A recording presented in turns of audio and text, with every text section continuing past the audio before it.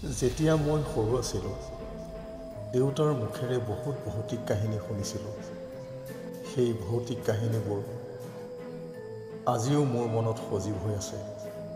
আজিৰ কাহিনীটো আনুমানিক 1970 চনমানৰ হ'ব।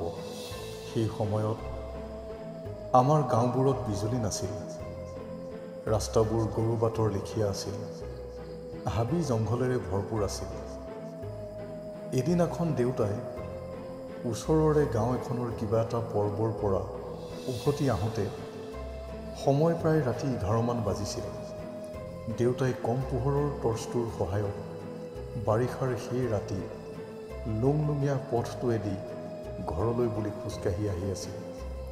সেই দিনত গাঁৱৰ বেছি সংখ্যক মানুহে সন্ধিয়া হ'লেই ভাত পানী খাই শুই পৰিছিল। বাটত এটাও জনপ্ৰাণী নাছিল।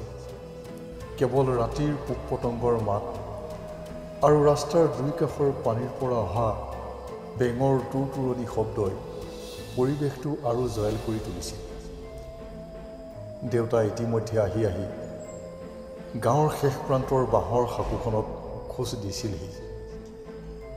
তেনেতে দেউতাৰ অনুভৱ হ'ল যেন দেউতাৰ খোজত খোজ মিলাই পথাৰৰ পানী ভাঙি কোনোবা দেউতাৰ লগে লগেই আহি আছে। দেউতাই ৰৈ দিলে। ক্ষীণ টৰ্চৰ পোহৰেৰে দুয়োফালে চালে, কিন্তু একো দেখা নাপালে। মনৰ ভ্ৰম বুলি পুনৰ খোজ ল'লে। কিন্তু এয়া কি?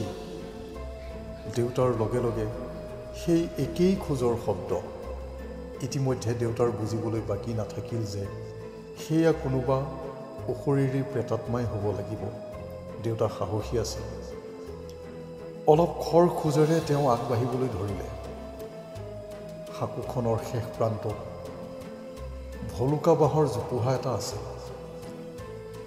তাৰ পাছৰ পৰাই আমাৰ গাঁওখন আৰম্ভ হয়। জোপোহাটোৰ ওচৰ পোৱা মাত্ৰকে দেউতাৰ সন্মুখত বিকট শব্দ এটা কৰি কেইডালমান বাঁহ পৰি যায়। কিন্তু সেই সময়ত ধুমুহা, বৰষুণ, বতাহ একো নাছিল।